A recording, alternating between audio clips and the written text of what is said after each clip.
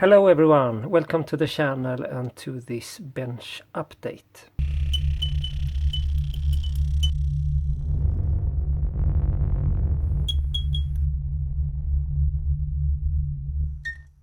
Okay, let's start with my Harrier build, because this is basically the only build that I have ongoing right now.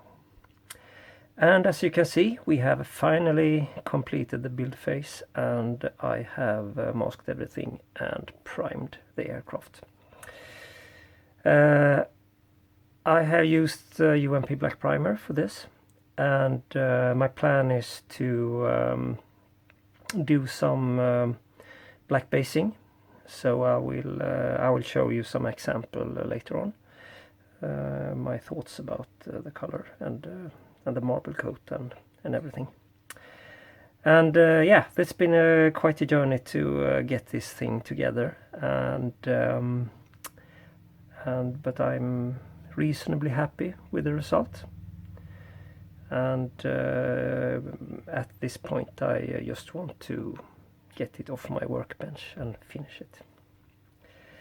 So yeah, I have one thing. Here are the heat shields for the rear, the hot exhausts, and I have painted them with a sort of metal, dark metal color, and also masked them, of course, because I want to keep that color. And we have some other small parts like the drop tanks and horizontal stabilizers. They have also been primed.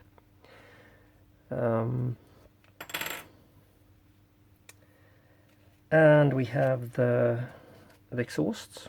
They are painted with a couple of different, I think it's pale burnt metal and jet exhaust from the Alclad range, and I've also added a dark filter over that, and they look a little bit shiny because I have glossed them to prepare them for weathering. But the base color I think is okay, so maybe it should be a little bit darker, but I will take care of that after weathering if it's needed.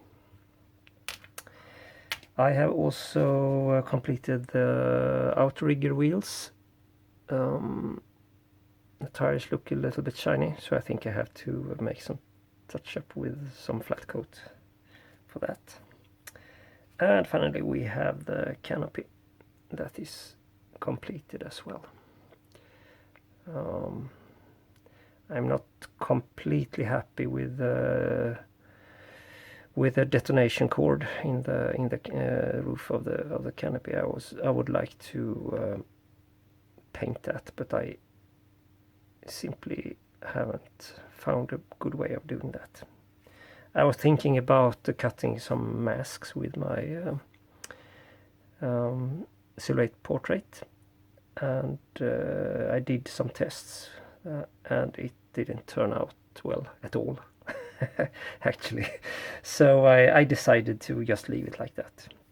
I think it's a shame that Kinetic didn't add a wet transfer or something like that for the detonation cord, because the decal would even been better, I think, if it didn't have too much of carrier film.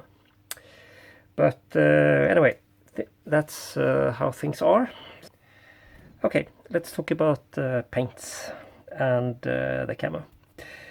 The aircraft is basically covered in medium sea gray, and in order to get some variation, I decided to try to use the black basing technique with a marble coat, and I have.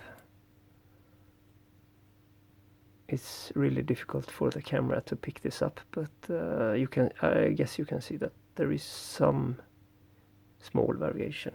And in this case, I have used H325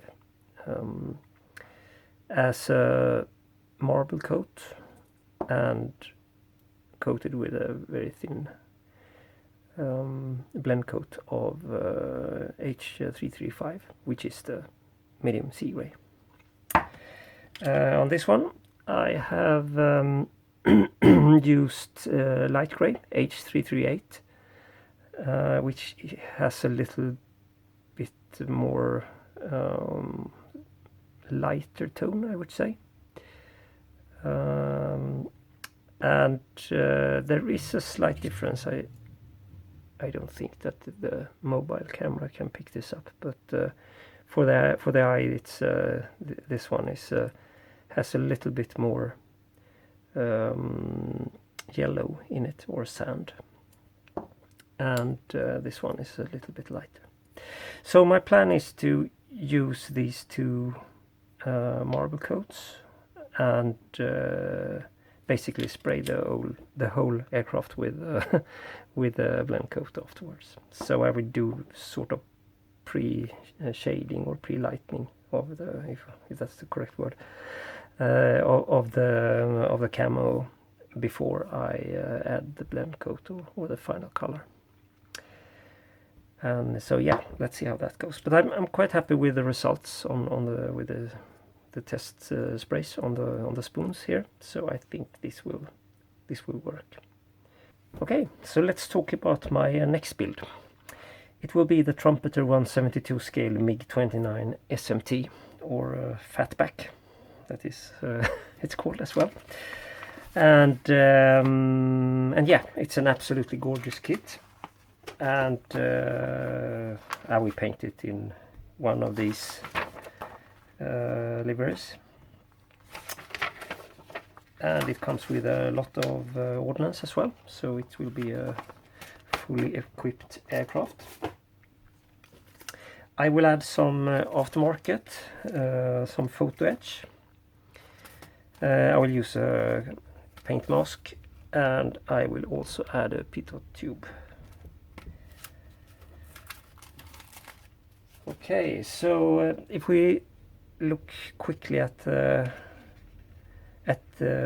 kit itself, all the plastic parts, they all look absolutely fantastic, I think, and it's going to be a really fun build, I believe. And it's amazing that I mean, the level of detail is almost like a 1/48 scale version, so there are lots and lots of details, and some cool accessories as well. This is a tow bar, and all the clear parts have been individually packed like this in foam to keep them safe from abrasion. And I mean, that's really nice for a 172 scale kit. And the details look really nice, and there are a couple of really small parts as well, but I think I can handle that.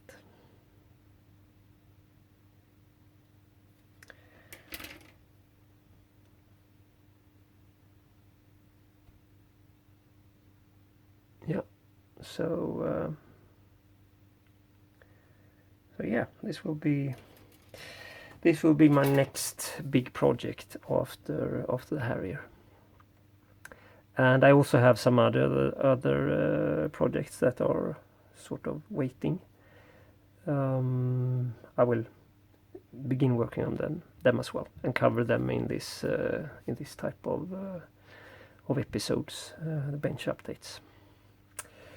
So that's it, guys. Thank you for watching, and take care out there. Wash your hands, and be kind to each other. Build models, and I'll see you in the next one. Goodbye.